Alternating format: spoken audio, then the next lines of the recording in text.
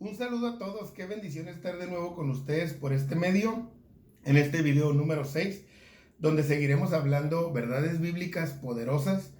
Estamos en el libro de Génesis, capítulo 1, seguimos hablando de la creación, pero ahora de la creación del hombre, del primer hombre sobre la tierra que Dios puso, que es Adán, y espero que sea de bendición tremenda para ustedes, como lo ha sido para mí. En el capítulo 1 de Génesis, versículos 26 y 27, habla de que Dios hizo al hombre a su imagen conforme a su semejanza. Bueno, el hagamos ha sido un tema de grande controversia, porque habla el Dios único, el Dios verdadero, habla en plural. Entonces eso es lo que estaremos viendo. Estaremos viendo la imagen de Dios para saber por qué nos hizo a su imagen y de qué se trata cuando nos habla de que nos hizo a su semejanza. Bueno, me gustaría que viéramos que antes de llegar a esta porción, Dios ya tiene toda la creación lista, ya está todo el mundo adecuado, con toda su atmósfera, su oxígeno, su alimento, que son las plantas para el hombre y los animales. Entonces ha llegado el momento sublime, supremo de la creación, que es que llegue a este mundo ese ser maravilloso que es Adán, el principio de la humanidad. Bueno, para entender los plurales que Dios usa, no solamente en Génesis, sino a través de la Biblia, quisiera que de arranque analizáramos esto y así podremos comprender de una mejor manera de Génesis a Apocalipsis la unicidad de Dios. Empecemos por hablar del contexto del escritor. El escritor de Génesis es Moisés, el líder del pueblo de Israel, el que Dios manda a sacarlo. Bueno, este líder, él entiende y él sabe y reconoce que Dios es único, pero el pueblo no. Recordemos que desde Adán, todos los patriarcas, pasando por Isaac, pasando por Jacob, pasando por el mismo Abraham, ellos entendieron la unicidad de Dios. Ellos sabían que Dios es uno y que Dios es único. Pero Dios usa un plural al empezar Génesis. En lugar de decir en el principio creó Dios, en la traducción original o en el idioma original dice dioses, dice Elohim, usa el plural, dice, en vez de decir Dios, dice dioses. Más adelante en Génesis 1:26 usa otro plural, el hagamos, no dice voy a hacer al hombre a mi imagen y a mi semejanza, dice hagamos al hombre. Son los plurales que Dios usa. Entonces vamos a entender por qué usa el Elohim si Él es el único Dios y por qué usa el hagamos si Él es el único creador. Bueno, cuando ya entendieron todos los patriarcas esto, llega una situación en el contexto del pueblo de Israel que ellos están esclavos en Egipto. Al estar ellos esclavos en Egipto, ellos empiezan a tener la concepción de que para Egipto hay muchos dioses. Los dioses de ellos están seccionados. Hay Dios para esto, para el otro y para aquello. Hay infinidad de dioses. Y Dios, al usar el Elohim, al decirles que Él es el Dios de los dioses, para que ellos entiendan que Él no es un Dios que está seccionado. Él es el único y poderoso Dios. El pueblo hebreo así entiende esta palabra que Moisés les tiene que dar a ellos por la necesidad de lo que están viviendo. Él les está diciendo, yo soy un Dios único, yo soy el Dios de los dioses. Por eso usa ahí el plural, porque si lo tradujéramos de la manera literal, entonces diría el texto, en el principio creó dioses, los cielos y la tierra, lo cual estaría totalmente incorrecto y además que sería una aberración y una herejía total. Entonces pudiéramos decir, en el principio creó el Dios de los dioses, los cielos y la tierra. He ahí la necesidad del plural. Después entramos al hagamos. ¿Por qué Dios usa un plural? Hagamos. Bueno, porque Él abarca toda la creación al hablar. Por la necesidad de la idolatría del pueblo donde está morando Israel, que es Egipto. Ellos le daban una divinidad a la creación. El Nilo era un dios, el sol era un dios, el polvo era un dios, todo para ellos era un dios. Y viene el Señor diciendo, hagamos al hombre, usando un plural, para hacer ver y entender que Él abarca toda la creación y se le sujeta a Él. que no hay nada fuera de él que tenga un poder o un dominio como si fuera un Dios fuera de él. Entonces estamos entendiendo que el hagamos de Dios, que ha ocasionado diferentes opiniones, que el hagamos de Dios aún en el mundo cristiano, ha dividido en criterios. Algunos dicen que el hagamos lo usa porque está hablando con las personas de la Trinidad, que el Hijo, el Padre y el Espíritu Santo, lo cual es totalmente incorrecto y sacado de fuera de contexto de la palabra.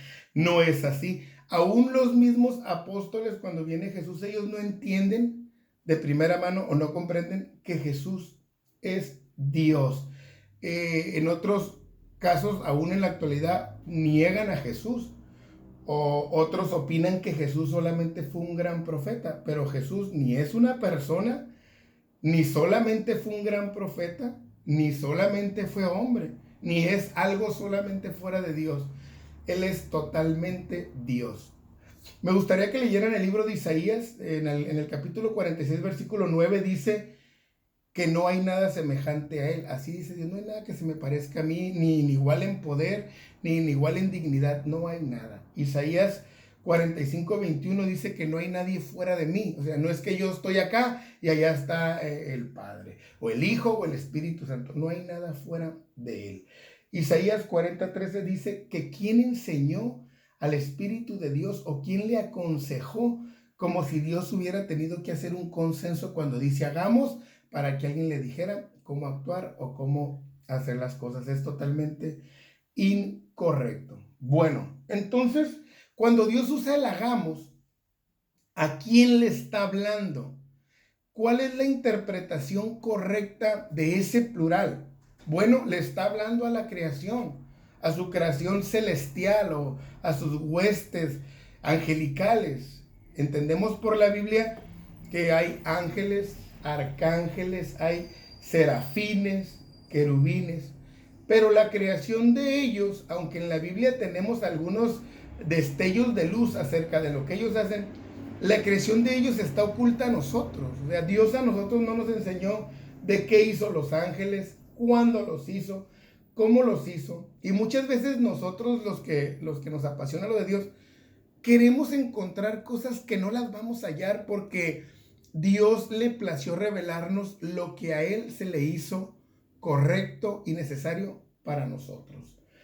De que son una realidad, el libro de Nehemías en el capítulo 9 dice que Dios hizo los cielos, refiriéndose a los que vemos, pero aparte hizo los cielos de los cielos. Es decir, donde está esa creación en la que nosotros no tenemos un conocimiento de cómo Dios lo hizo. Bueno, esa creación no nos ha sido revelada en su manera o en su forma, porque no dependen de este mundo material como nosotros. Los ángeles no dependen de este mundo, ellos son de otra dimensión.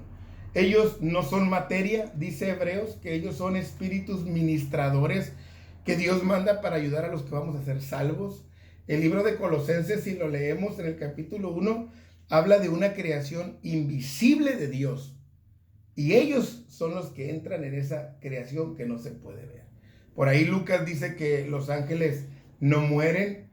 Alguien dijo que no se casan en la Biblia. Que no ellos no están sujetos al espacio, no están sujetos al tiempo. Lo que sabemos de ellos es que son mensajeros de Dios, que lo adoran de día y de noche, que tienen muchas funciones, que lo miran cara a cara, que están a la orden de Él en todo momento. En muchos pasajes lo encontramos. ¿A dónde quiero llegar con esto de los ángeles? Bueno, a que esa creación, si nosotros leemos el libro de Job, en el capítulo 38, Dios le dice a Job, ¿dónde estabas tú, hablándole a él como un simple ser humano, cuando yo fundaba la tierra? Cuando yo estaba haciendo la tierra. La respuesta obvia de Job era que él no estaba ahí, él todavía no nacía. Pero lo cierto y real es que sí había alguien cuando Dios lo estaba haciendo. ¿Quién estaba ahí cuando Dios fundaba la tierra? Cuando Dios le dio las medidas, cuando Dios puso la piedra angular. Dice Job que ahí estaban los ángeles de Dios los hijos de Dios, alabando a Dios por su creación. Entonces, es correcto decir que Dios le está hablando a su creación para que vean y sean testigos de lo que van a hacer. Bueno, ¿será correcto que Dios, que es uno, que es individual, hable en primera persona en plural? Es correcto, porque Dios le está hablando a su corte celestial, no para avisarles, no para pedirles consejo como alguien ha dicho, no para hacerlos que le ayuden a crear algo, sino para que sean testigos presenciales de lo que su poder está haciendo en este mundo maravilloso. Alabado sea el Señor. Entonces, este plural también, si ustedes leen el libro de Isaías, capítulo 6, porque no es la única vez que Dios lo usa, y no lo vamos a poder solamente entender por sí solo. Si ustedes leen el libro de Isaías en el capítulo 6, el profeta nos enseña cuando Dios le revela su gloria, que ahí están sus ángeles, ahí está su corte celestial de Dios, y Dios le dice al profeta, pero ¿quién irá por nosotros? Haciendo alusión a todos sus mensajeros y a él mismo. Pero ¿a quién enviaremos? ¿Quién irá por nosotros?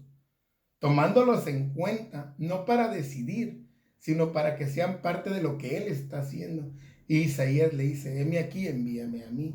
Entonces ahí hay un plural que lo podemos ver más literal, como Dios hace parte, pero no es que a él le ayuden. Entonces, ese plural de totalidad, ese es un plural de majestad, donde Dios, como representante y soberano de todos, sabe que su creación entenderá su decisión, por eso los abarca. Bueno, este plural, que alguien les dice que lo usaban los que tenían alguna dignidad o majestad en los tiempos de antes, este plural ha sido usado por hombres que han tenido influencia o poder sobre alguien, o sea, sobre subalternos. Entonces, de manera sencilla, se me viene un ejemplo que pudiéramos usar para ver que es común, como cuando un jugador, un deportista que individualmente va, compite, queda campeón y voltea las gradas y le dice a sus aficionados o a sus fanáticos de su país, les dice, ganamos. Entendemos que él solo estuvo en la cancha, que él tuvo que entrenar y él logró eso, pero él hace partícipe a sus connacionales, a los que traen su bandera. Entonces es algo común y no por eso pudiéramos decir que Dios está hablando de que está seccionado en personas, lo cual es incorrecto decir, porque ya darle el nombramiento de persona a alguien ya es separarlo de lo que es y no debe de ser así. Entonces, ya que entendimos esto, el por qué la hagamos, dice la Biblia que Dios hizo al hombre. Entonces, lo que sigue ver es que terrenalmente hablando, la criatura más elevada sobre este mundo es el hombre, es el ser humano, y Dios con Adán le da arranque a la humanidad. Dice que los hizo a su imagen y semejanza. Bueno, hablar de imagen es una figura que la pueda captar el ojo, pero Dios es espíritu. Si nosotros leemos Juan 2:24, dice que Dios es espíritu, es decir, no lo podemos ver. Timoteo y el libro de Hebreos habla del invisible, ¿no? Refiriéndose a Dios. No lo podemos ver. Timoteo 6, primera, dice que vive en una luz inaccesible, es decir, no lo podemos visitar, no lo podemos encontrar de esa manera. Éxodo 33 dice que no hay hombre que lo vea y viva. Bueno, pero su intención siempre de Dios ha sido estar cerca de su creación, es estar cerca de ti y cerca de mí. Esa es la intención. Pero por los rasgos que nos dan la Biblia o los comentaristas, es que Dios tiene estas características de inaccesibilidad. O sea, no podemos entrar, no está accesible humanamente hablando. Entonces, ¿cuál es la imagen de Dios?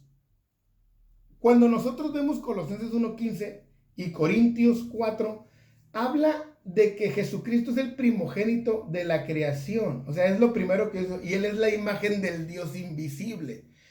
¿Qué podemos entender como la imagen de Dios? Bueno, según lo que nos dicen estos hombres de Dios, guiados por su Espíritu Santo, es que lo primero que Dios hizo, al decir primogénito de la creación, lo primero que Dios hizo fue su imagen para poder darse a conocer al mundo. para poder darse a ver a sus criaturas, ya que de la otra manera sería imposible. Entonces, lo primero que Dios hace, que es su imagen, que es Jesucristo el que lo representa. Jesucristo no es algo separado de Dios. Jesucristo no es algo independiente de Dios, es su imagen, es su carátula, es la parte en la que el hombre puede cerciorarse de lo que Dios quiere hacer, porque a Dios nadie lo ha visto, pero a su imagen sí. Entonces, ¿qué podemos ver en él? Si ustedes leen Miqueas 5:2, hablando de Jesucristo, dice que todas sus salidas, las de Dios, en la tierra han sido desde el principio de la eternidad. Hablando de Jesús, es decir, todas las veces o las revelaciones o las muestras de él que han tenido desde los patriarcas hasta nuestros días, que alguien diga, es que vino Dios, es que esto fue Jesucristo, porque él es la imagen del Dios invisible. Todas las acciones, leyes, ordenanzas, teofanías, toda la creación, la palabra, el logos, todo lo que Dios quiere enseñarnos y mostrarnos y proyectarnos, lo hace por medio de Jesucristo. Por medio de él lo encontramos. Entonces, Cristo no es ni una persona, no es ni nada que no sea totalmente Dios. Es la imagen, dice algo que aquí escribí de un texto, él es la imagen misma de su sustancia y representante visible del Creador. Y en él habita corporalmente toda la plenitud de la deidad. Es decir, Dios totalmente en él. Todo Dios, no una parte de Dios. Entonces, Cristo es la máxima expresión de Dios para los hombres. Esto lo pone a Cristo como la medida, como la estatura, como el varón perfecto al que todos debemos buscar ser igual a él. Aunque vivimos tiempos en que el cristiano prefiere imitar al mundo, imitar las cosas que no son de Dios porque son más fáciles.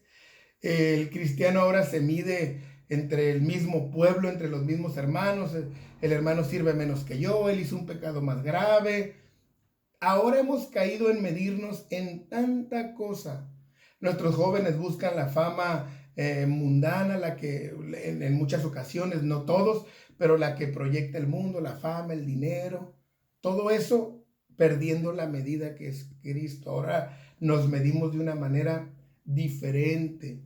Ahora los cantantes cristianos quieren ser como los cantantes seculares, donde ya no se nombra a Dios, donde ya lo puedes cantar como amor a Dios o amor a una mujer o a un hombre, porque ya la medida se va bajando de lo que es lo que Dios quiere, que es la medida perfecta, que esa solo la encontramos en Cristo.